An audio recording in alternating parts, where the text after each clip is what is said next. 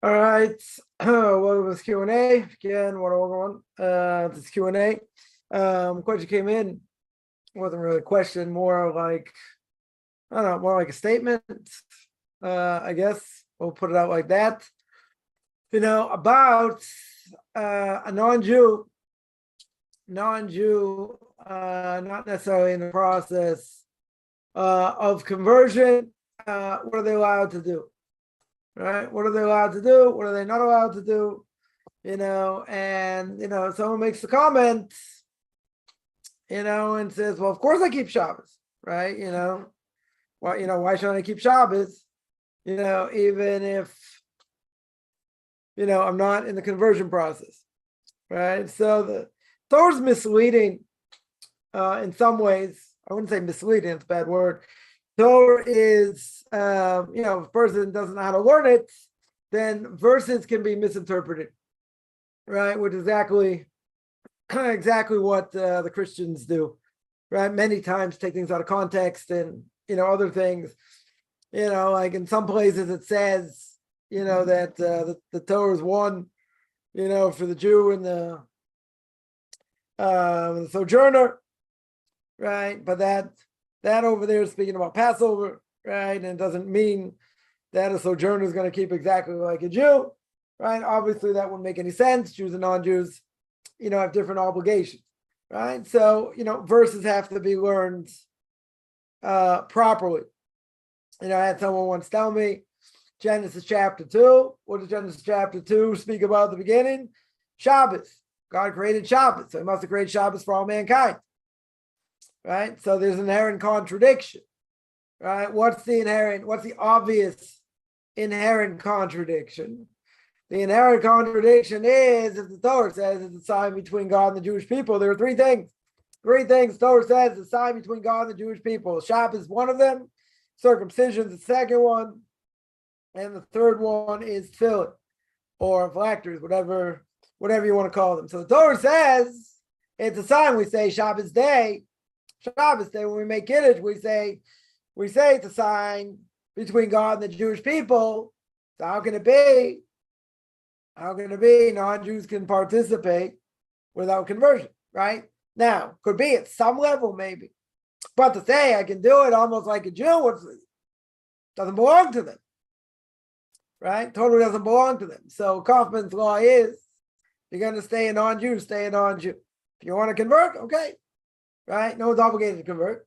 Right? We're not necessarily looking for converts anyway, but if someone wants to go through the whole process, okay, they're allowed to keep Shabbos. They have to do something obviously on purpose to break it. They have to show that they're not doing it, they're not doing it as a Jew. Very good. Right? But there are things that, they're off limits. They're off limits. So a non-Jew, right, on a non-Jew in general has to know what they're allowed to do, right? And what they're not allowed to do. Straddling both worlds doesn't work. So, when it comes to learning Torah, obviously, you have to learn it right. And anyone coming out of Christianity, you got to start from scratch, or paganism, or wherever person came from, you got to start from scratch, right? That's the bottom line. You got to start relearning, right? Relearning everything, which, it's a humbling experience, tremendously humbling experience over here. But I would say at the same time, you want to learn it good. Learn what you're allowed to do, learn what you're supposed to stay away from, etc. And do not mix the two. I see it all the time. People say, oh, but I can do this, or I saw someone say, some people say non-Jews can't keep Shabbos. Wink, wink, wink. Yeah. If you're a non-Jew, and you're not going to convert, so why does Shabbos apply to you? You want to have a nice meal Friday night, okay? You want to do other things, commemorate Shabbos, maybe. You want to refrain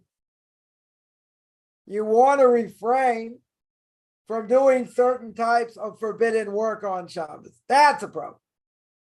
That's the Rambam and others would call chidushei das. You're making up a new religion. Not allowed to make up a new religion. Right? So regardless of whether Islam is close to the Noahide laws or not. They believe in one God, right? For the most part, right? Certainly most rabbinical authorities hold Islam. Islam is monotheistic, right? Regardless, it's making up a new religion. So even if it's very close to Noahide laws, who cares? Right? What difference does it make? It's making up a new religion. Anything that's going to make up a new religion and take over from Moshe Rabbeinu, so to speak, no.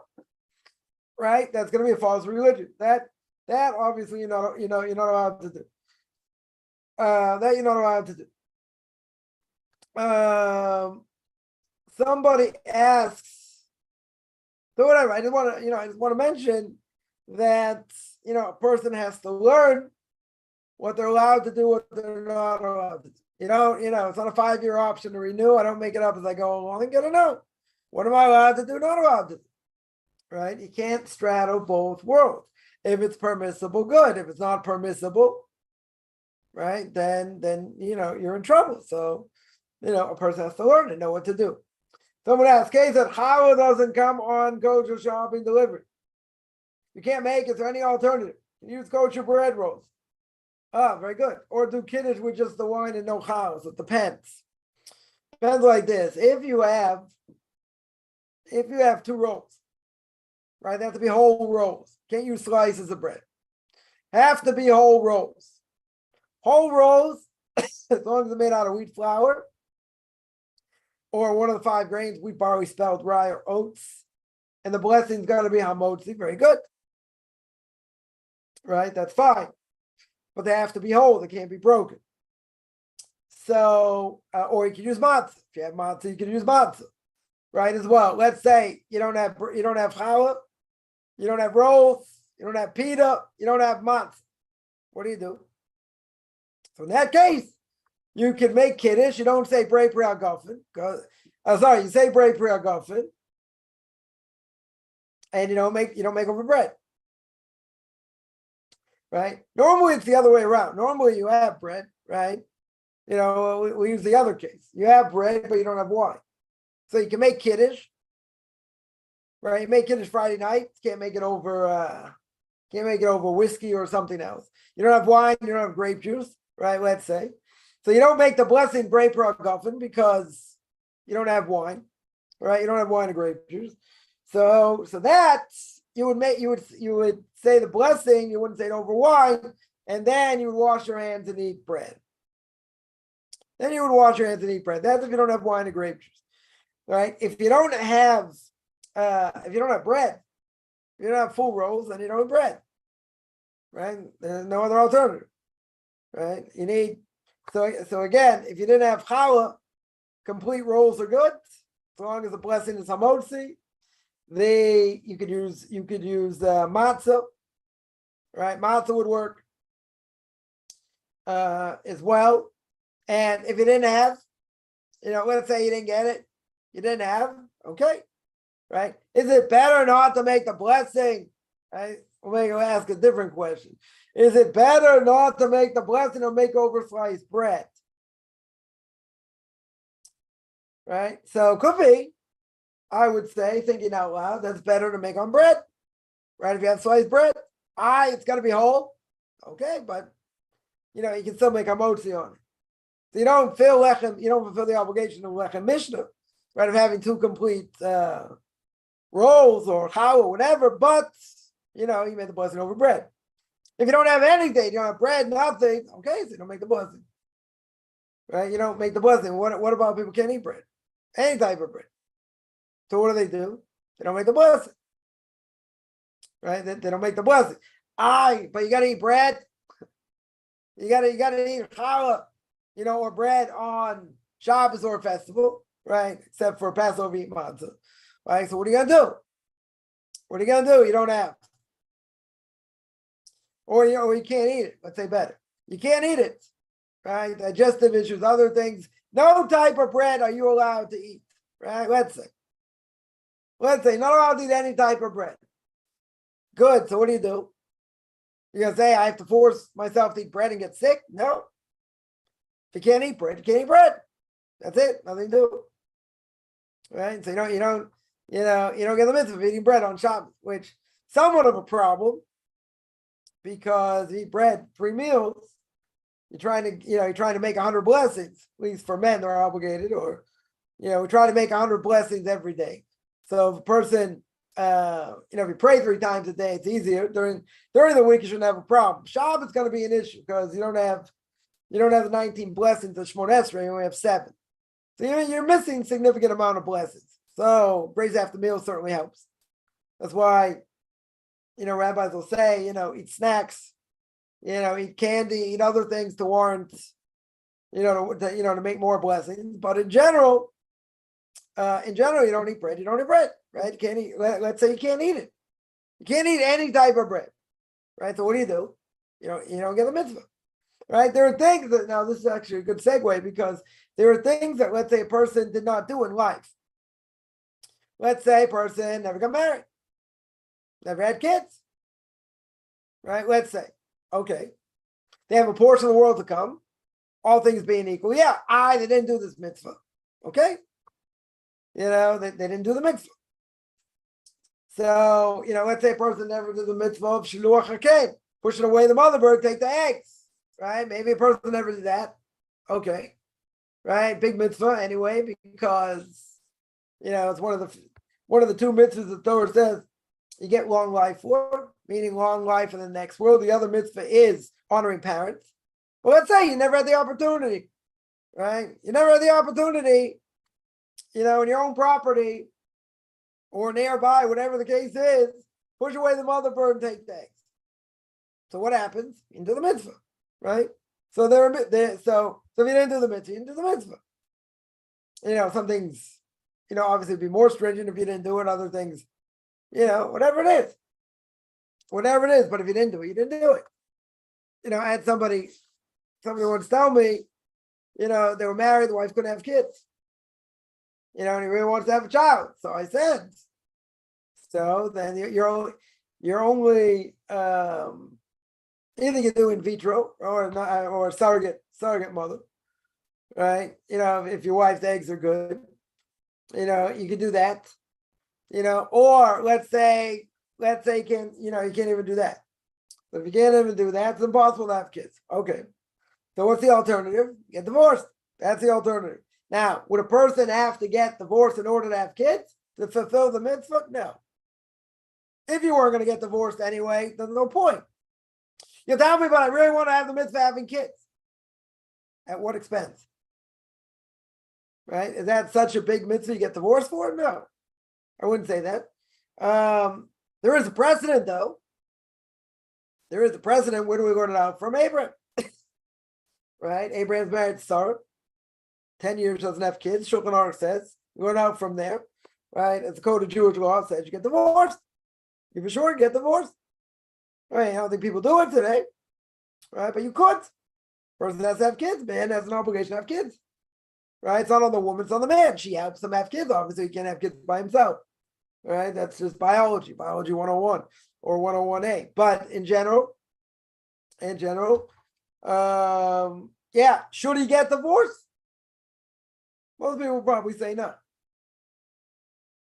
And I've come across a lot of people where, they're married, their spouse doesn't want to convert. Or, if they're thinking about it, maybe, okay, right? Maybe there's a chance. Or there's a halfway decent chance. If they say, I'll never convert, it's impossible, forget it, it'll never happen, then there's one of 2 choices. One choice is you don't stay married to get divorced. That's one choice, right? The other choice is you don't convert, stay in Noahide, right? Plenty want to learn as a Noahide. Coffman always says, keep you busy 250 years, right? Not a problem. Plenty want to learn. Regardless of either, all things being equal, a person wouldn't get divorced anyway. They weren't planning to get divorced. I wouldn't tell people to get divorced. I know someone, again, told the story before. I don't remember many of the details. But the person said he's very glad. They were very glad they converted. They're very glad they're part of the Jewish people. But it costs them their spouse. So he said anyone's contemplating, getting divorced because they want to convert. He said they should speak to me. Right? But this person said on themselves, they're very happy. They're a Jew, but it cost them. Right? So I would say, that's not a reason. That's not a reason to get divorced. If the writing's on the wall, you're going to get divorced anyway. Okay, right? That's a different issue. That's a different issue. But if you were going to get divorced, you weren't even thinking of getting divorced, you're relatively happy married. Okay, right? So, I would say it's a non-issue. I would say it's a non-issue. But I've had people say, what should I do? I feel this is what I'm drawn to, whatever. I can't go back to anything else. Okay, but who says your spouse has to? Can I be married to a Christian? What's the problem? It's not your issue. Question is, if you have kids, what do you do with your kids? Oh, that's an issue. That would be an issue. Yeah. Or, a person, no, I'm married to a Muslim, right? Let's say.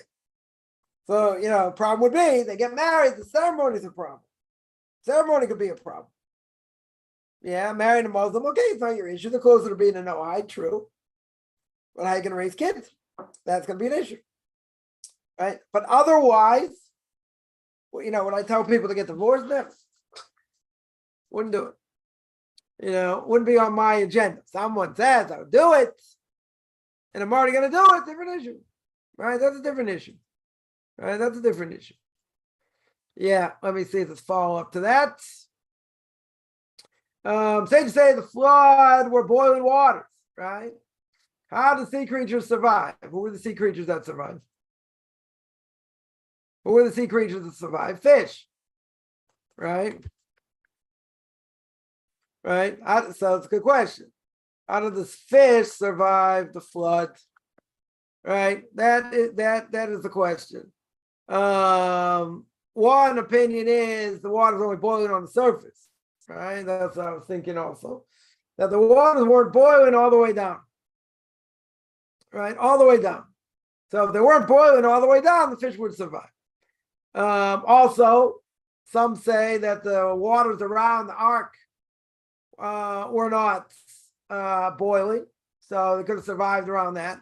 So maybe they hung around there. According to one measure, the Atlantic Ocean didn't boil. Right? I heard that also. That around the Atlantic did not boil and all the fish were there. Right? But what do you do with freshwater fish? Okay, that's probably a question. Right? But that could be a potential answer. And another opinion that the Gemara says boiling waters only occurred where it's covered previously by dry land. Right? In other words, there were waters that predated the flood, right? Because there's a command of all the bodies of water, right? All the seas and all that. And what are they? They contain sea life, but they were not subjected to the boiling temperatures. Why? Because sea life was unaffected and had not been corrupted. Right? So those are a few answers. Few potential answers about that. Someone asks, I laugh because I've heard this, in different forms. Why would anyone argue against Torah? As I'll tell you the truth, it's really not even a question today, right? Why is it not a question? Why is it not a question? Because people don't care. People don't care if the Torah is true, right? Or it's not true.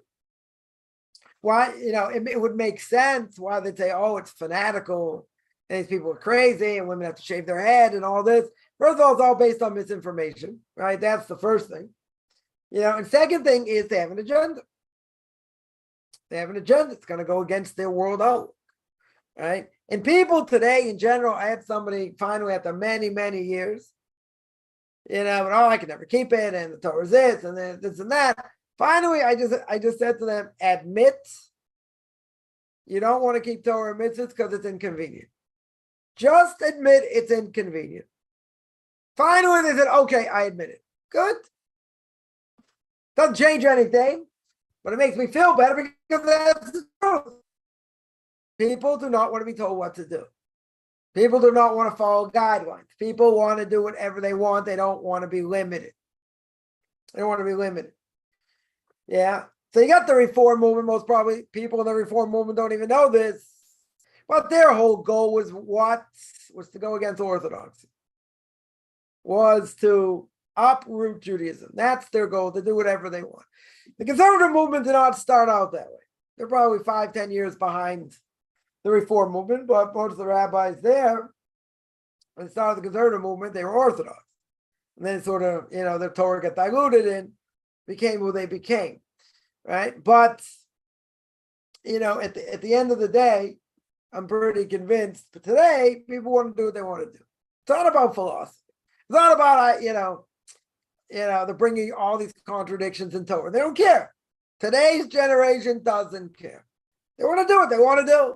It's true. It's not true. It's relevant. Relevant to their lives. Just like Dr. Schroeder told me many years ago, wrote the book Genesis, the Big Bang. And, just the internet was starting. He told me he had a chat group about physics. He's a physicist, right? He got a PhD from MIT in Boston, Massachusetts Institute of Technology. And there's a whole book about the age of the universe in Torah and how 6 days of creation fit in. So he told me, I asked him in this chat group of all these physicists, Jews and non-Jews, did anyone ever ask you that question? Through physics, not through Torah. Does physics prove creation story or not? Are they compatible? So he told me he was doing it for years. He told me no one ever asked him the question.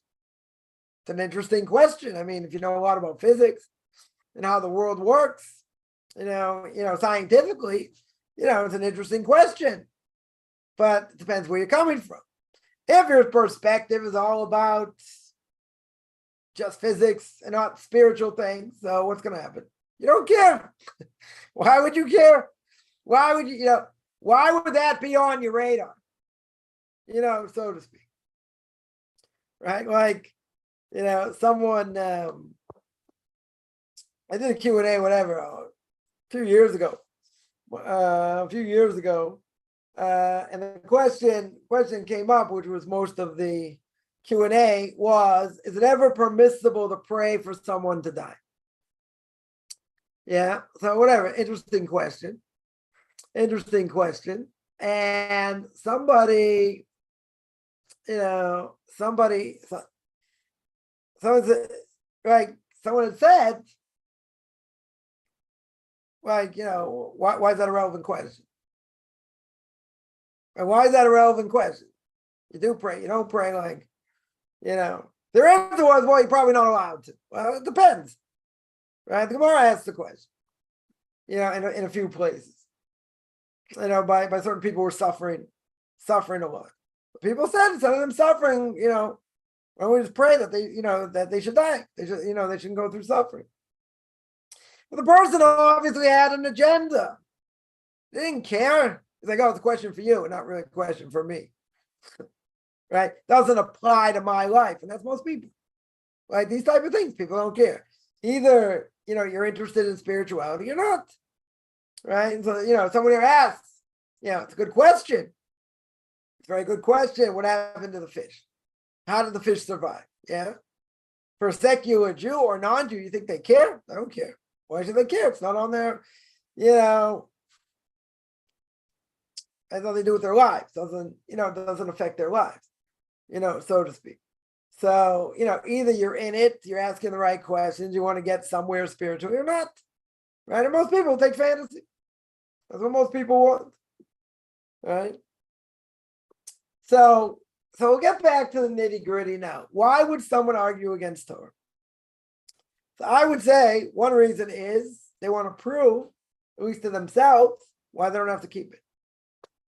They'll make fun of it. They'll scoff at it and say these laws are, medieval and they don't apply today and blah blah blah. Which some of that might be true. So what? The other ones that do apply have to keep. But at the end of the day, why would they argue against Torah? Because they don't want to keep it. They have no interest in keeping it. Someone says pride or jealousy. No, I don't think it's pride. I don't think it's pride. And they'll say, oh, I'm certainly not jealous. They're not jealous of it. They don't have anything to do with it. They don't have anything to do with it. So they want to make fun of it and say how backwards it is, how brainwashed people are, right? I remember someone was telling me years ago, Orthodox Judaism is cultish, right? It's like you're being part of a cult, being brainwashed. So one of my answers was, yeah, thank God I got brainwashed. It's a great thing. But I said, you know what a cult is? People throw out terms all the time, and they're not applicable. A cult is where like they keep you up all night. They convince you of things. You're limited in what you can say, what you can think, and this and that. And no one ever got into a synagogue people are learning, or a study hall people are learning. It's funny, where I learn in the morning. So, there's a new group there, whatever, learning, and they're loud. Some of them are very loud, arguing back and forth. That doesn't sound like you're being brainwashed, right? They're taking ideas and ripping people to shreds to understand what it says, what the text says, what it means, what are the ramifications. That to me does not sound like being brainwashed or a cult. They're learning the text. Could they choose to walk out, go eat a ham sandwich? Yes. Is anything stopping them? What's stopping them? Oh, you tell me, how's the Jewish community going to look at them? Peer pressure, doesn't matter. Is anyone putting a gun to their head and saying you better do this or you're going to die? No. Everyone's got free will. A cult, you don't have free will. You totally don't have free will. Right? So, I wish that, if people are going to argue and say things and they're going to use terminology, they should know what the terminology is. They should know. I just speak to someone earlier, and Mr. Biden was here showing solidarity. He was there showing, solidarity, and he talked a good game and this and that, and said that this hospital got hit wasn't, hospital didn't get hit. I know it's on the video. The parking lot, 500 people didn't die. I mean, whatever, a total lie, right? So he said, yeah, it seems like that, that was the case, blah, blah, blah. And now what's he doing? What's he doing? Is America's going to give $100 million in aid to Gaza, humanitarian aid. Now, in general, you'd say that's a great thing. People are going to get it. They need things, et cetera. Who's in charge? Who's in charge of Gaza? Hamas. Yeah. Any rogue state, even if they get humanitarian aid, the few people get it, they use it for what they want, and the people who really need it don't get it. So now you're going to give $100 million in humanitarian aid. You just gave $6 billion of frozen assets, to Iran. Where do you think that money went? Think that money went to their people? I don't think so. Right? Probably, building more missiles and, and all that. If you want to tell me it's going to get in the right hands, it's not going to be used for other things, I could hear. Why not? They should have humanitarian aid. You want to give them $100 million? It's like a kid in a candy store. You think they're going to use it for baby formula? They're going to use it for other things that they need? Even Israel, allowed cement and different things to go in there and cross the border. What do they use it for? Build tunnels. That's what they used it for. Do other things. What are you helping them for? You're going to say, but it's not the people's fault. You're right. People have to understand they're using human shields. They don't care about their own people. They'll starve them to death. That doesn't matter. All they care about is destroying Israel and and having weapons. That's it. You're giving them $100 million. So we'll see. We'll see what's going to be. But, at the end of the day, it doesn't make a whole lot of sense. And so what did Mr. Biden say over here? Yeah, and if they're going to use it for this and that, we'll make sure they're going to help in the future. But why are you giving them now? They have a track record. Everybody knows they have a track record. You're going to go according to Webster's 8th definition. No, they're really going to do it. They're really going to buy millions of dollars worth of baby formula. I don't think so. Right? I tend to doubt it. They have a track record. If they do it this time, like they're really worried. They think like you're an idiot. You're going to give it to us? We'll take it. No problem. Where do you think the money's going to go? in any case, that's not the question here, right? The question, people argue against Torah. Very simple. They want to do what they want to do. And their arguments, most of them are pretty bad. But today, it's not even a real argument. Today, what are people saying? I want to do what I want to do. So because I want to do what I want to do, you don't have a right to, you don't have the right to tell me anything. Tell me good, bad, this and that. That's it. I want to do what I want to do. I have an agenda. Okay. So if you have an agenda, then you're going to try and show why the Torah is ancient, it's medieval, it's backwards, it's this, and why would anyone want to keep it, blah, blah, blah. Right? That's why you would do it, because you have an agenda, you have an outlook. You have a certain way of looking at the world, so you want to make the Torah look bad. You want to make people who keep Torah look bad.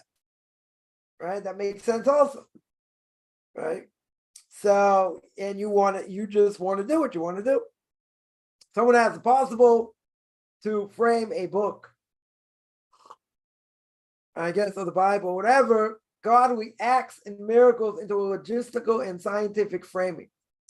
So, I'll tell you the truth. There are certain things, let's say in the book of Exodus. Book of Exodus is about the miracles, right? So, the book of Exodus is about the miracles that happened in Egypt. Now, there are some that want to show these miracles were quote unquote natural disaster, right? Natural effect. Give an example. Some want to say that splitting of the sea was at high tide. They want to show through, I don't know, because the way the moon was set up, other things, it was high tide. Now, even let's say you wanted to do that. Let's say a person wanted to do that, and try and bring evidence, scientific evidence. Now, you can look at it one of two ways. Right? You can say scientific evidence, let's say it does show that it could happen this way or that way. So that way, then you tell me, well, this thing is more legit, even though God said this is what happened, Moses said this is what's going to be, and it happened. But if it can be proven through science, that would make it more legitimate, maybe. But there's the problem here. Even if that would be true, not necessarily a contradiction, but even if it would be true, right? The exodus from Egypt and all the plagues, what does God say? God says, I'm going to show the world, the Egyptians, the Jews, the whole world, I'm going to show my power. I am for sure going to show my power. Everybody's going to know I'm God. Now, one aspect here would be, if you want to tell me scientifically, these things with the frog and vermin and all that could happen scientifically, what do you do with that statement? What do you do with that statement that God says, I'm going to show my power? So you can say that's not a contradiction. Why not? Because God's showing his power. We can show it through science. Who's behind science? Who's behind the universe? You'll say God is. In a certain way, though, that's a big slight. Why? Because the Torah says God is showing his power. God is showing his might. Whether it's within science or not within science, it doesn't matter. If I would say it can't be explained according to science, then I would say, yeah, that's a miracle. You can't explain it otherwise. If you can explain it through science, then the problem is that through science, you'll say, it can be explained logically. Now, if it can't be explained logically, then you can tell me God, it has nothing to do with God. But on the other hand, you can tell me no. You can tell me because God is behind science, God is behind nature, right? You're going to have to ask the question, okay, how did this happen? How did the moon get set up like that? And then, and these different things that cause these miracles to happen. Now you have to come up with another answer, right? Just like we said before, Stephen Hawking proves beyond the shadow of a doubt through physics we're living in an expanding universe, right? And the universe is continuing to expand. right? But there's an obvious question. Who's making it expand? Scientifically, mathematically, him and Albert Einstein didn't have an answer. Scientifically or mathematically, they didn't have an answer how that is. But they would never entertain the possibility it could be God. They said, no, you can't think like that, right? He says at the end of A Brief History in Time, Stephen Hawking, forget everything I said. Basically, in this book, it looks like the creation is right. No, we're not going to say the creation's right. So I would say, okay, Al, Steve, get them in a room, and say, listen, you don't have scientific proof here. You don't have mathematical proof here. How the universe expands and why it's still expanding. So you could tell me, we're going to work hard. We're going to find the proof. Fine. In the meantime, you don't have proof. There's no proof out there in the scientific or mathematical world. No proof. You have to entertain the possibility that the 6 days of creation, the way the Torah says it, is true. I'll never do that. I'll stick to evolution. I'll come on to something else. Why? Because they don't want to say that the Bible is true. They don't want to say the Torah is true.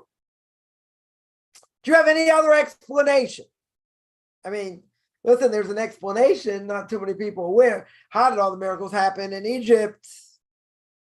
Wasn't God, it wasn't anything else. What happened? Right? You know what happened? What happened was Saturn was out of orbit. There's such an explanation. I'm not going to say many people hold of it. There is such an explanation. You rather sign up for that? So some people say, I'll sign up for that rather than say that God did it and the Torah is true. Because if you say God did it and the miracles have nothing to do with science, then I have to say, I have to do what God does, what God says. I have to keep what he says. They're not interested in that. They don't want to be subservient to God in any way, shape, or form. They want to do what they want to do. But if they don't have any other rational explanation, according to science, math, or anything else, it's a possibility. You have to say it's a possibility. You can't just throw it out there and say, no, okay, Al, Steve, Al, you got a better explanation? You don't have a better explanation. So if you don't have a better explanation, say it's possible. No, I'll stick to evolution. Yeah, evolution got its own problems. So there is a problem here. If you're going to say the miracles can be proven through science and that proves that God could, that proves godliness, one thing. But if you're going to say the miracles themselves, that it can be shown in science, that's not God. God's not science. God's not in charge of science. Science has its own rules, right? So that can take God out of the picture. Or you could just take one step back and say, okay, these rules are the way they are. Why? Why?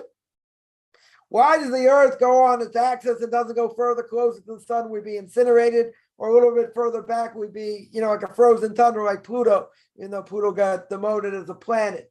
Why doesn't that happen? So you tell me scientifically, it's on its axis, gravitational pull. That gravitational pull will never change. Very interesting.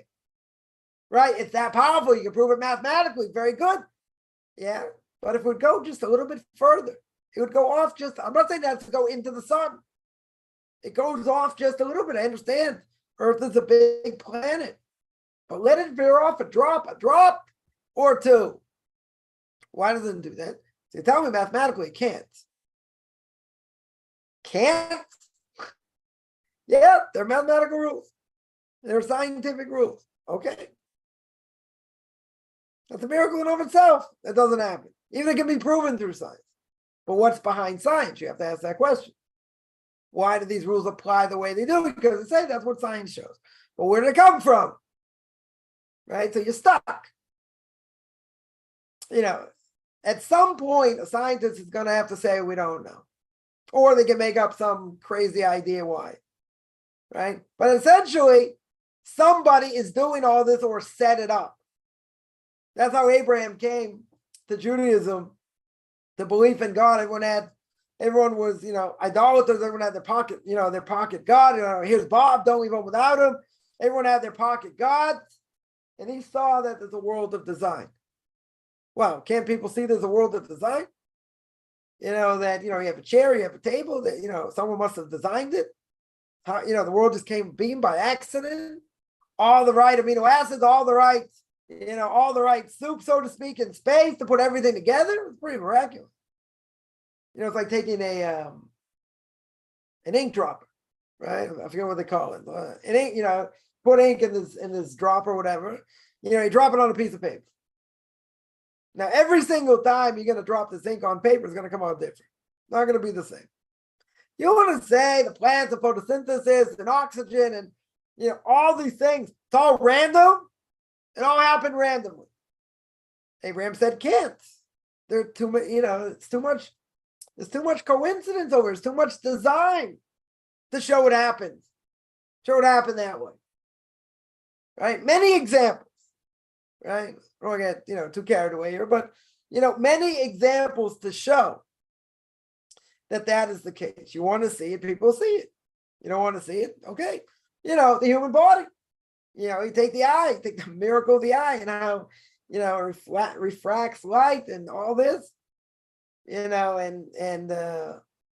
different aspects of the human body the Hopes of Love speaks about, and duties of the heart. Miracles upon miracles, how it works. Right? So now you want to tell me two people get together, a man and a woman, will keep this easy, right? They get together, create a child, pretty miraculous through that act that the child forms. And it's got all things being equal that the child needs to live. It's got two eyes, it's got hands, it's got feet, it's got blood going through, it's got the heart, got the lungs, and all of a sudden, the baby comes out, can't do anything for himself, sucks off the parents, for a long time, no pun intended. So you want to tell, so you tell me, come on, did you ever learn biology? This is biology. Biology 101. This is biology 101A. Okay. And that's the way it is in nature. Very good. Now, how did it start that way? Right? So now you're in trouble. Where'd it come from? And it's been proven scientifically we come from two people, a man and a woman. Two. All mankind. Wow. Kind of what the Torah says. But if you think about it, even biologically, you tell me, okay, this is how it works, and all this and all that, very good. Yeah. But why? How did it start? Where did it come from? It's vague. We don't, first thing, well, it started, the beginning of the universe. Well, how the universe gets, okay, then, can only come to a few conclusions. Based on that, but the human body itself is nothing short of miraculous. Anyone has a problem with any part of the body, whole body's affected. We take for granted. We totally take for granted how the body works, until things go wrong. Take somebody, God forbid, we'll keep this clean. If somebody's constipated, and let's say they're constipated for days, they're in a lot of agony, they're in a lot of pain, right? They got to get these toxins and stuff out of the body. Yeah, so I'm not going to go through all that, but in general, when the plumbing works, you'd be thankful the plumbing works. Person gets clogged up, bad news. A person clogged up for days, painful, seriously painful. Yeah, so many things to be thankful for, so many miracles itself. Of the human body. Some will say that's nature, very good. So where nature come from? Who's to say every single time person does that, we see that, some kids don't come out normal. They're mentally challenged, they have diseases, other things, but all things being equal, it should be fine. Child comes out okay, breathes on its own, no complications, that's the norm. That should be the norm. 100% of the time, every single time. It doesn't change, doesn't fluctuate. This is the way it is in nature. right? So the answer is, where did nature come from? How is that? How is that possible? Now, most people, I would tell you, don't care. They don't care. They'll say nature is nature, doesn't matter where it came from. Well, it does. Because if they don't care and they say it's random and this, then you can press them and say, yeah, it's random, but how can it be random? How could this be random or something else be random? Yeah, somebody asked, just surviving the flood waters, whole story is miraculous start to end, right? Also true. Also true. They have fossils, of different animals that were like thousands of miles or kilometers away from where they lived, where they migrated, and all that. So they didn't walk that far. They didn't get that far. So many say that, yeah, there was a flood then, sent them there. But the whole thing is miraculous, right? Very, very true. Very, very true. Someone asked, am I allowed to light random candles Friday evening to Saturday extended to a random day? No. I mean, you are, in theory. In theory, I would say lighting candles any day if you want to, you can. Right? But there's a specific mitzvah to light candles before sundown Friday night for Jews taking the Sabbath. Right? If you're running late, there's certain things you're not going to do beforehand. Light the candles before it's too late. You're going to say, but it's a thought that counts. No. Once the sun goes down, you can't kindle a flame, even if you have a pre-existing flame. If it would be a festival, different issue, right? It would be Passover, it would be Sukkot, it would be Shavuot. If I already had a pre-existing flame, I could light a candle from it. I could light later, right? Even after sundown, which many people do. That's not an issue. But on Shabbos, you can't do that. Now, during the week, you want to light candles? Okay. Is there anything wrong with it? Nothing wrong with it. Right? Definitely nothing wrong with it. Someone asked what type of flour. I think that's what you mean. It's flour made of. Again, you can use wheat flour. You can use any of the 5 grains. Wheat, barley, spelt, rye, or oats. Right? You can use any of those grains. If you use, let's say, corn flour, that'd be a problem. Why would it be a problem? Because the blessing would be shakel, because the corn's not recognizable. It's ground up. Right? But if it's any of the 5 grains, not a problem. Right? Definitely not a problem. Someone asked, you could use matzah instead of challah. Yeah. Right? Matzah should be whole. That's not a problem. You could definitely use, if you don't have, I'm talking about not on Passover. If you don't have challah, for sure you could use matzah, you could use a bagel, you could use a roll, you could use pita, right? Again, these things should be whole. But yeah, you could use matzah as well. You could use matzah as well. Someone asks, I heard if you intend to do the mitzvah, would have done it, would have been possible, but if it was impossible due to factors outside of your control, you get the mitzvah as though you have performed it. Yeah. What is my take? That is true. I would say that's true because you get a lot of credit for wanting to do the mitzvah. Let's say you're under onus, you couldn't do it for whatever reason. So you get credit as if you did it if you had intention to do it. But I'll tell you the scary scenario, and that is, what if you started a mitzvah? So let's say you started a mitzvah, you didn't finish it. If you start a mitzvah, you don't finish it, then the Gemara says you bury your wife and kids in your lifetime. So you're going to say that's very harsh. Yes. Why is it so harsh? Why is it so harsh? If you didn't start the mitzvah, you get credit. You get credit. Even if you're under onus, you couldn't do it. If you started the mitzvah, you didn't finish it. Now, why didn't you finish it? If you didn't finish it because you dilly-dallied, you were, I don't know, you got distracted. You had to go out. You had to, I don't know, whatever it is, not an onus. What are you showing? It's not that important. Yeah, I'll get around to it. God says you're going to get around to it. You start the mitzvah, you finish it. Not just, I'll get around to it, my own time. That can seriously bring about God's anger.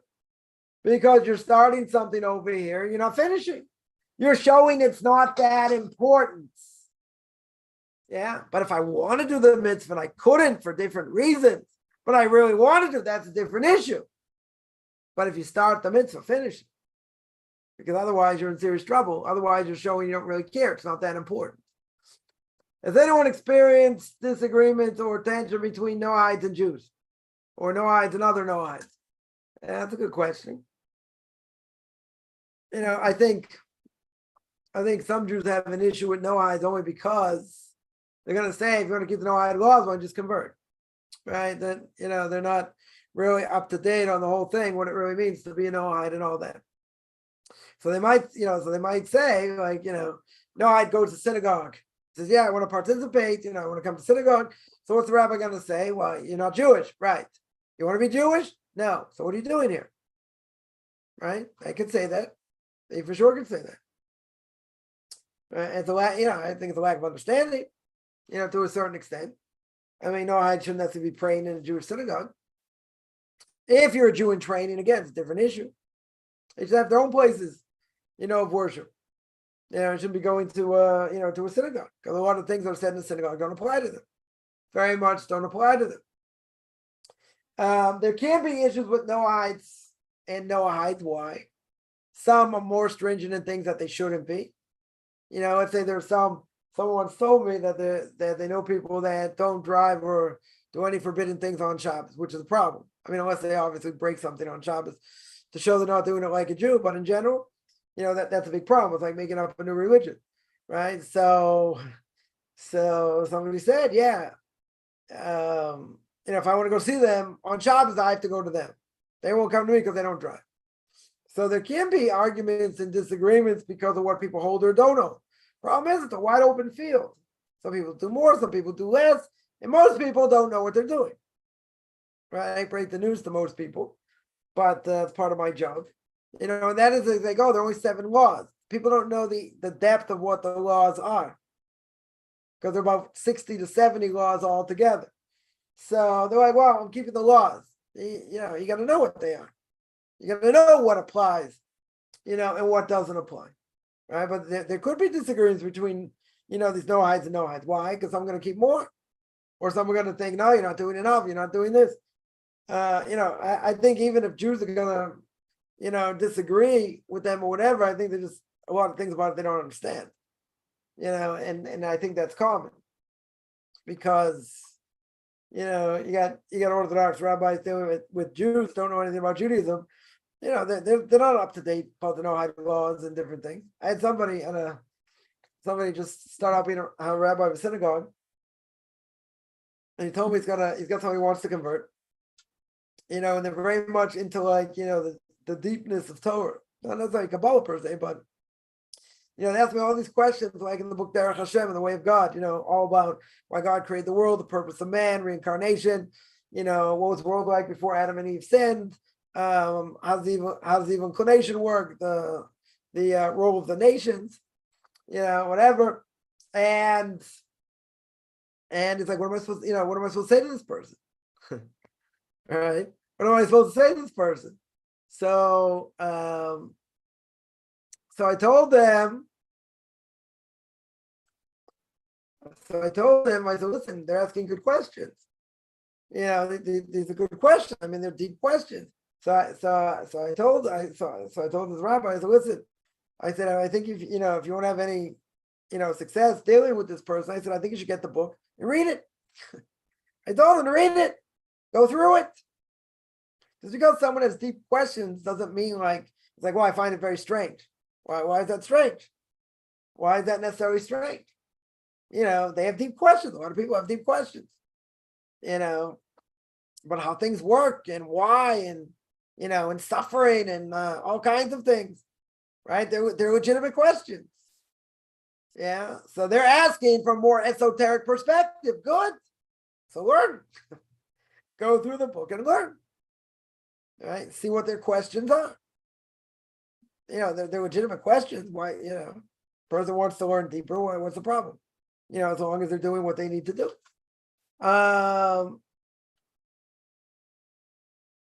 Someone says they want to bring God here to America. Good luck. Nobody wants them. Nobody wants them. Jordan said, we ain't taking him. Other places say, we ain't taking him. And look at the people that, in Canada. Canada's a good example. Look at 25,000 refugees. Syria, I think, whatever. Got all kinds of problems. Germany's got problems from them. Other places got problems with them. Who's interested in taking these people?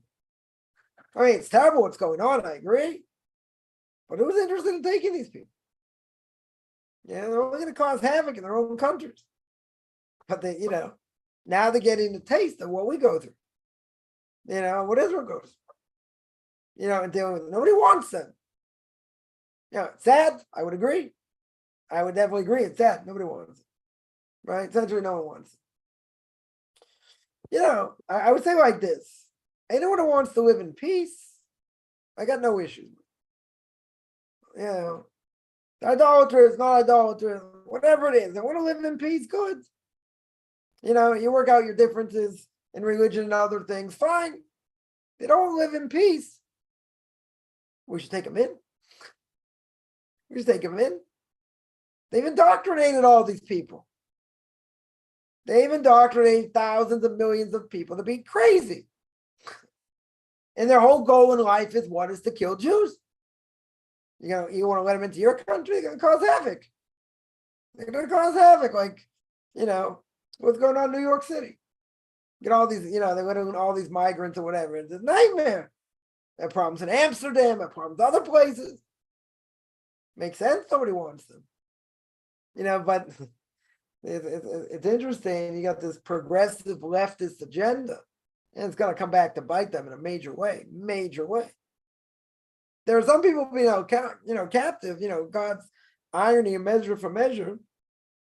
Few people being held captive that actually try to help these people. Get medical aid, different things. People lived on these yeshuvim right near Gaza. Right, they helped them, try to help, these Gazans as much as they could in different things because of, they want to be benevolent. They want to help them. It's, it's like apartheid or whatever. We feel bad. Okay, whatever it is. They're finding out exactly who they are now. Right? I think I mentioned this last week, or maybe I mentioned this week. Man's like, listen, we helped you. We try to give you, try to do this, try to do that. They don't care. They don't care. So they're going to say, really, the rest of Israel should have been behind it. It's not our fault. We try to tell other people. You're going to find out the hard way. Find out the real hard way. Yeah. So they could spin it even if they come out alive. They could spin it and say, we're going to do more for them. We're going to help, look how they're born and how they're brought up and this and that. It's a hate society. People don't get it. It's a hate society. The Palestinian quote unquote Arabs here in Israel, same thing. It's a hate society, kill Jews. That's it. That's what they are. That's what they know. That's what they're born and bred to do. That's what they want. So how are you going to fix that? Oh, we're going to re-educate them. We're going to do this. We're going to have more humanitarian aid. It's not going to help. People don't understand it's not going to help. That's the mentality. That is their mentality. That's it. How are you going to fix it? You can't. There's no way to fix it. No way to fix it. You can educate a cat to do all kinds of, all kinds of great things and get to stand on its feet and, serve meals and doing, everything else. Yeah. So imagine, a cat's doing this. You got it well trained. You got it very well trained. All of a sudden, out of your pocket, you take a mouse. Take a mouse and put it on the floor. What does the cat do? Drops everything it has, runs right after the mouse. What happened to all the years of teaching it and educating it and all that? Because a cat is a cat. Cats chase and eat mice. That's what they do, right? That is their nature. Now, someone's going to say, you're going to call a Gazan a cat? You're going to compare them to a cat? Their nature knows one thing. That's what, yeah. Can someone repent from it? They could. But what does their nature tell them? And what are they indoctrinated in? To kill Jews. That's their nature. That's their nature. Now, can you re-brainwash them the other way? In theory, it's going to be very hard to do. Impossible to do. But I would say, in theory, if I was in a very generous mood, maybe some of them will see the light of day, maybe. But you're indoctrinating tens of thousands, millions. You want to put them on, on your own shores? I wouldn't think so. I would not think so. Someone asks if you want to convert, but you don't live in a community. You learn, observe. You have no idea when you move. Rely on Hashem. You lose hope when time runs out, and you're unable to move. Listen, you got to pray. You got to daven. You got to pray. God helps you, gets you out of Dodge, gets you to move. Right? You do what you can do. What you can't do, you can't do. Right? Until that time happens. You can't do it. Now, let's say, God forbid, person's stuck. They can't move. It's impossible for them to move, and they die. Is God going to say, well, you had an opportunity, you didn't do it, so you're going to get severely punished? God's going to see you couldn't do it. It's impossible to do, so it won't be held against you. It will not be held against you. In the back of your mind, the front of your mind, that's what you have to do. Eventually you got to try and work on a plan to get out, right? That's probably the most difficult thing to do for most people. So I would say that, you got to remember one thing. Coffman's law, which comes from the Chos of Avos, right? Through the heart from the Ramchal as well and others. And that is the Yeshua Hashem Keheref Ayin. God can change anything the blink of an eyelash, literally, from places you never expected. Right? Places you never expected, whether it's health, whether it's financial, it doesn't matter. Things can happen overnight. Now, could a person get squeezed like the bottom of toothpaste for months or years? Yeah, it could be. Should a person ever give up help? Ever give up hope? No. Because the Gemara says, at the beginning of Brachos, Gemara says, even if there's a knife against your throat, against your neck, God can still have mercy and save you. Now, you could die. True. You could die, God, but there could always be mercy. There could always be mercy. So you never give up hope. We never give up hope until there is no hope. Right? Until there's no hope. So you got to pray, and you got to. I would say the most important thing, right? You want to invoke divine mercy, so to speak. You got to say over and over again, God, you're the one in charge. And no matter what happens, no matter how hard it gets, I'm going to serve you no matter what. No matter what trial comes my way, I'm going to pass it 100%.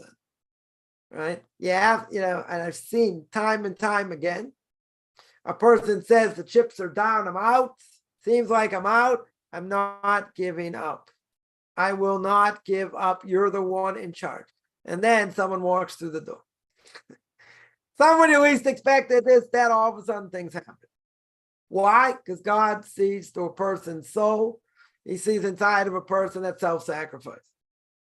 When God sees the self-sacrifice and it's real and it's really real, things can happen overnight, literally. That's what I would say. People told me it's harder for women to convert. I don't know. Women have, they're not bound by mitzvahs that are. We don't have to keep mitzvahs that are bound by time. Yeah, there are modesty issues, and clothing they have to wear that, some women have difficulty with, or if they were married or whatever, covering their hair, which doesn't really apply unless they get remarried. But, is it harder? I think it's hard all the way around. What about getting remarried? And I've had women that got remarried. I think someone started by me in their early 50s, got remarried. They got remarried, very happy, right? Is it going to be harder? Oh, yeah, I think it'll be harder. Is it going to be impossible? Not impossible. Definitely not impossible. I wouldn't say it's easy, but a guy's got the same issue. Guy's going to have the same issue, right? I looked at a second-class citizen in some ways. Some people say, I don't want my kid marrying a person like that. Some won't care, some might. Whatever. It's a reality. There is a reality. Is it impossible? No, it's not. It's not, but I would say like this. Anyone who really wants it and desires it, that's what you pray for day in and day out. That's what you pray. I want to finish the process. I want to be able to move. I want to get out of Dodge, whatever, right? Because again, what does the Talmud say? Talmud says you want to go in the right direction, God will help you. You want to go in the wrong direction, God will not stop you. You have to say from the bottom of your heart, day in and day out, this is what I want. This is the most important thing to me, and I'm coming no matter what. It'll take longer. I don't have money. Okay. You're the one in charge. You're the one calling the shots. Say it 100 times a day. Say it 100 times a day. Then you know what's going to happen. You're going to laugh. And then you're going to call me and you say, Rabbi, you never believe what happened. I've been saying this, for so long, and and I had tears in my eyes and this and that. And all of a sudden the doorbell rang. Open the door. Boom. Somebody walked in the door. Don't take me all, it's going to help me, in different ways. Did you expect it? No. Never expect it. God wants to see it in a person's heart. It can go on for a long time, not saying not, right? But the more a person realizes he's in control, you leave it up to him. Right? It's a lot easier. You're going to say, but I got this bill and that bill and the other bill. But you're right. You got a lot of things. You have no idea where things are coming from. Good? I mean, not so good, but why do I say good over here? Because you leave it to him. You're going to say, okay, good. I'm putting my best foot forward. You're in charge. You cover the rest. I'm doing what I can do. You cover the rest. You'd be surprised what happens. Very surprised. Very surprised. I've seen it a number of times. People said out of nowhere, but it's not out of nowhere. God now sees in a person's heart, deep in their heart, self-sacrifice. So, but I had self-sacrifice before. Not the same. It's not the same. God sees it differently, and then doors open. But it has to be real. It has to be real. Someone says until they met me, they felt hopeless. A person feels hopeless when life beats them down and they don't have the proper perspective. At the end of the day, we have bad habits in what we do, bad habits in what we think. So thinking, if a person thinks in a negative way, they'll never accept me. No one's gonna this. No one's gonna. You're right. It won't happen. It won't happen. Now, could there be bumps along the way? Sure. There absolutely could be. But as Coffman says, you got to put on your boots, strap them up, and you got to do it. You just have to do it if that's the most important thing to you. And it has to be a reality. It has to be the most important thing in the back of your mind, in front of your mind. And how are you going to do it? And make it realistic. Because if you don't, you won't do it. You won't move, you won't go, you won't do anything. I mean, you'll do some things. But you say, why am I still stuck in this situation? I'm going to be kind of nasty here. But why would a person be stuck in that situation? Because they're lazy. That's the reason. They're lazy. You say, no, but I listen to classes. You're lazy. Essentially, a person's lazy. You got to do it. You got to go out. A person's got to go out of the comfort zone. You got to make things happen. You got to put your best foot forward. Let God do the rest. You got to do it.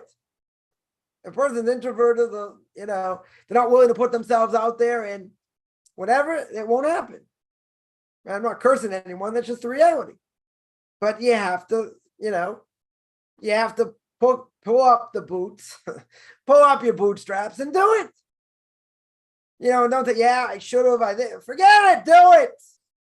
Make phone calls. Do it. Because if you don't do it, it won't happen. I can promise you it won't happen.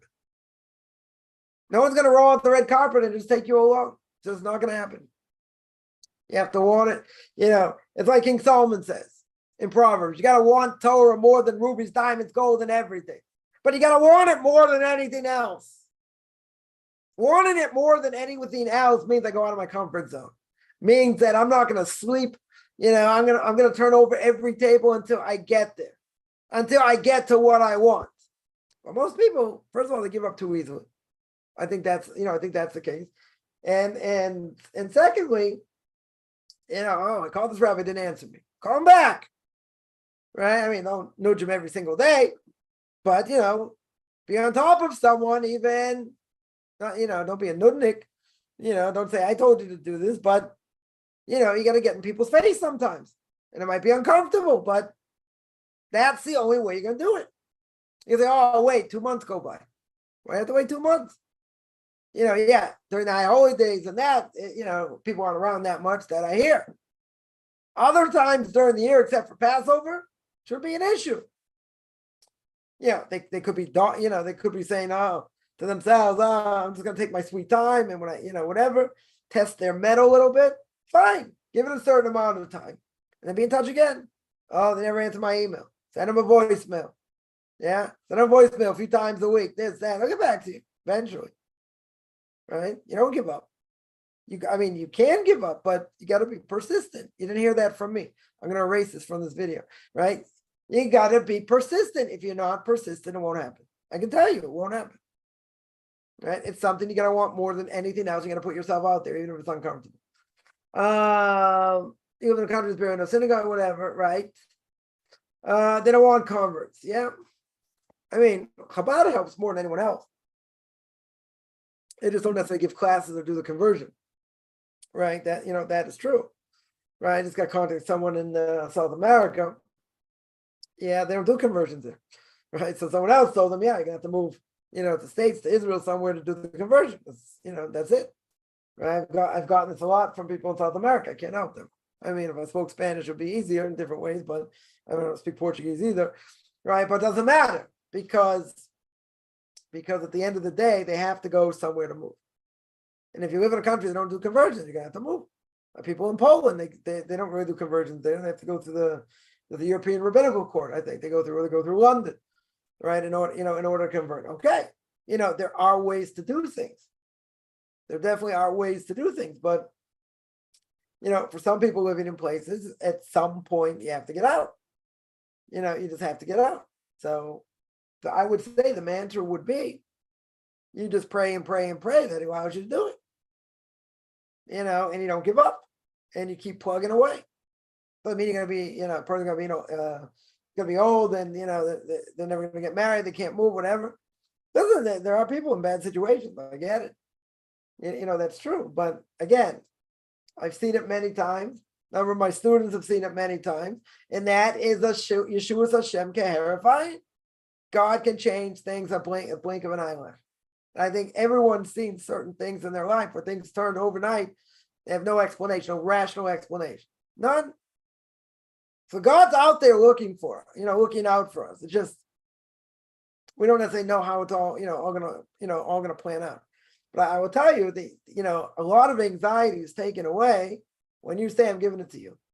God, you're the one in charge. I'll do what I need to do. Whatever it's gonna be, you're the one in charge.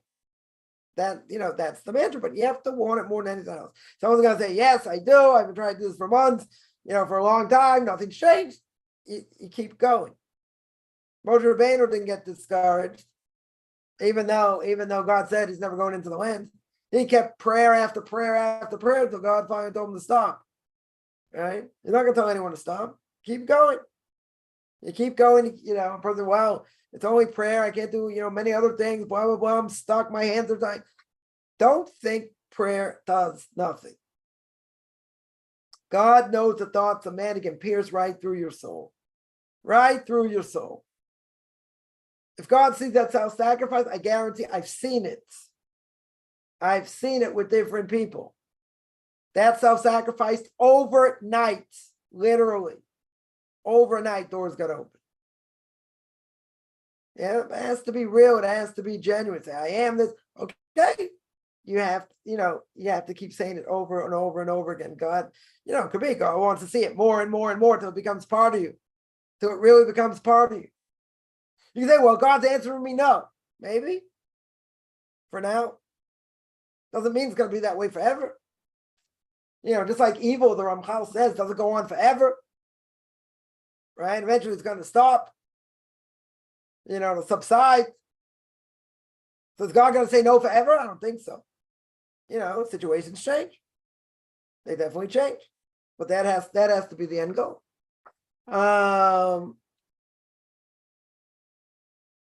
I don't know if according to what I know now breaks my heart. Yeah, you know what the problem is? People waste time. They waste a lot of time. A lot of time. You know, it's sad. I think it's sad. I think it's tragic. But if people now have the knowledge, don't think about the past. Forget about the past. What my Rebbe would say, you live in the past, you have no future, right? You don't think about the past. Say, okay, now I got the power. Now I know. Well, I wish I would have known this 10 years ago, 20 years ago, whatever. Okay. What are you going to do? You know it now. That's the most important thing. So now you put the pieces together and make it happen. Right? You don't feel sorry for yourself in the past. But the past is the past. Right? Today is a new day. And there are different things also. Like we also think this should be good for me, that should be good for me, and God says no. Right? And God knows what He's doing. Right? But people would think, oh, if I had all this money and different things, life be different. Yeah, look at all the people statistically that have won the lottery, that won tens of millions of dollars. Their lives were miserable. Most of them, at the end of their lives had no money left. Misery. So how can plenty be bad? Person can be corrupted by it. Person can use it for the wrong things. So yeah, we may not get what we think we need, but God's telling you for certain things it's bad for you. Maybe God will give it to you anyway, and then He'll show you it's bad. That's worse. Say, oh, I got it. Well, what did I pray for? I didn't want this. Right? So it's an issue. Right? That's definitely an issue. Someone asked, can you use Shabbos candles as existing flame to light something else? No. Once Shabbos candles are lit, you cannot kindle a flame even when the candles are lit on Shabbos. That's forbidden. It's only permissible on a festival. That's not on Shabbos. Kindling a light from a pre-existing flame on Shabbos, again, 100% forbidden, no matter what you use it for. Right? It's gonna be forbidden.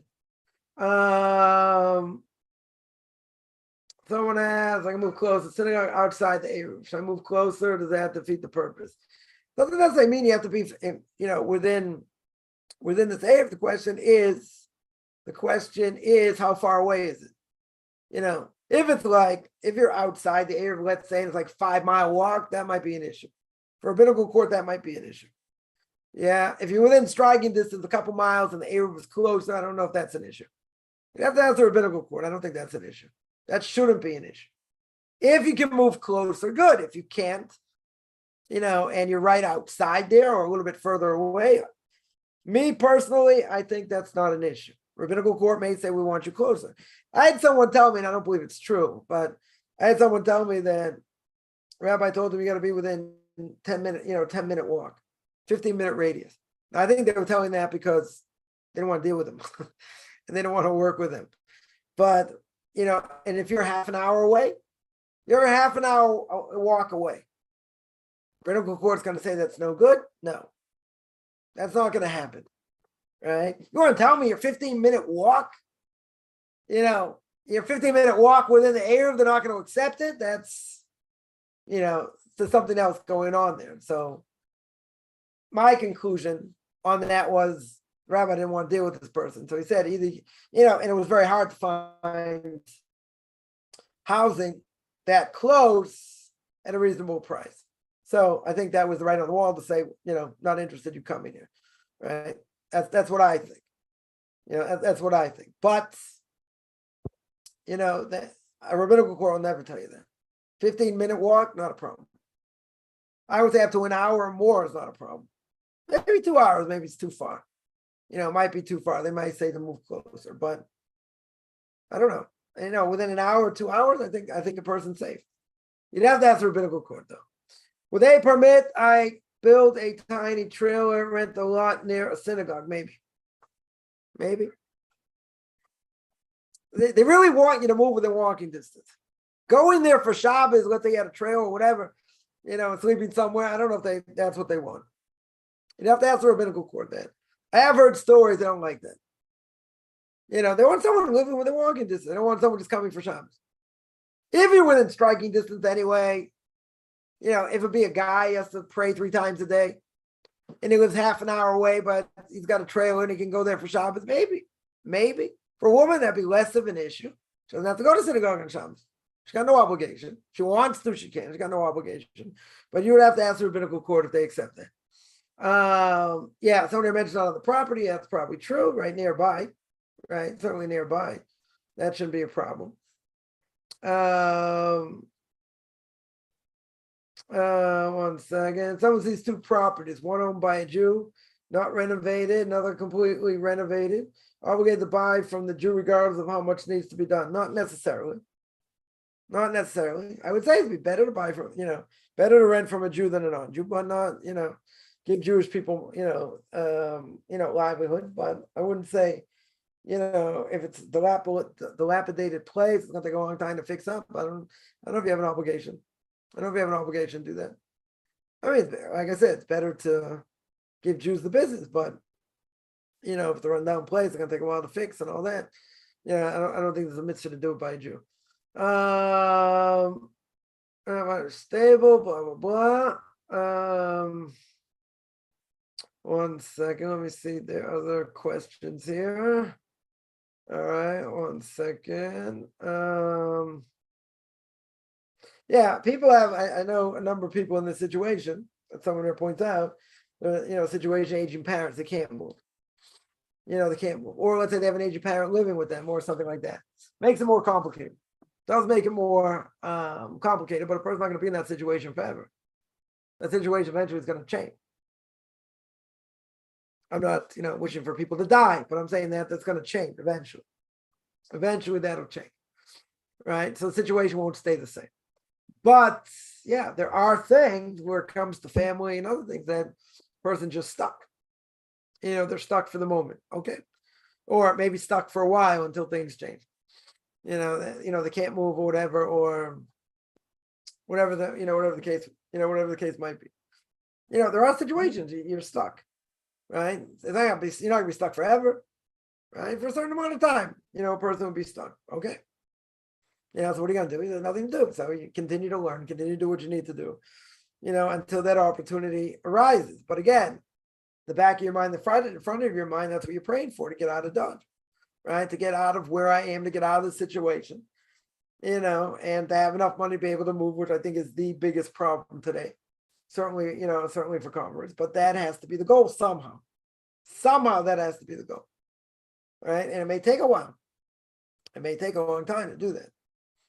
Okay, but even a person died at that point. Let's say that's onus. You couldn't move. God's going to see this total onus. They're not going to be punished for that. Right, that you don't have to worry. But someone here points out, you want to pray that God takes you out of the situation. God helps, right? Right. One thing we learn from all these things going on around us, especially terrible things today, and that is you can't rely on man. Right? The only person we can rely on, or the only being we can rely on, is Avinu Shabbat, our Father in heaven. That's it. Cannot rely on anyone else. That's the truth. And and I can tell you, day in and day out, I see it. I see it all the time. In other people's lives, my own life, there are certain, I shouldn't say certain things. There are many things you're not in control. There's nothing you can do. It's not in your control. And if it's not in your control, who's the only one that can fix it? God. He's the only one that can fix it. Right? And we have to realize that. And we see from the Holocaust, see from other things, you cannot rely on man today. Everything has to be, everything we're dependent on him, right? We're dependent on God. There's nothing we're not dependent on him. And again, it's much easier, much easier when a person dies or strays. You don't have anxiety, give it all to him.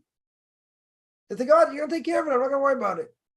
Oh, I got this bill to pay in 2 days. I don't want money. Okay, he'll take care of it. I'm doing the best of my ability. I'll juggle this, juggle that, whatever, right? But he'll take care of it somehow.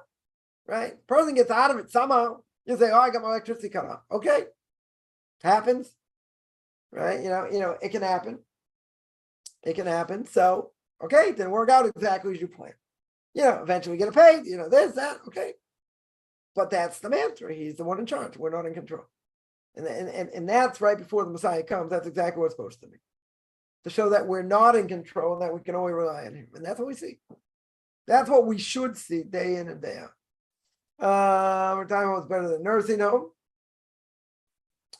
I think care of still being independent in certain ways.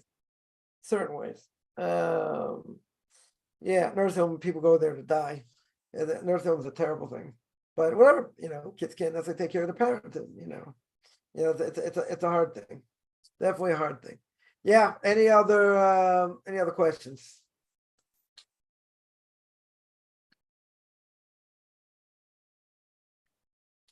All right, I'm gonna stop here. I do this every Tuesday and Thursday, 10 o'clock Eastern time, 5 o'clock Israel time. Anyone has any questions, find me on Facebook at Rabbi Chaim Coffman, Beyond Orthodox Conversion Judaism, orthodoxconversion.com, Beyond Orthodox Conversion Judaism on YouTube. There I have videos to a portion of the week, Q&As, Perkei Avos, Ethics of Our Fathers, controversial issues, Book of Leviticus. Anyone wants to contact me, Rabbi Chaim Coffman at gmail.com, RBBICHAIMCOFFMAN at gmail.com. Wishing everyone a good beginning of the day, middle of the day.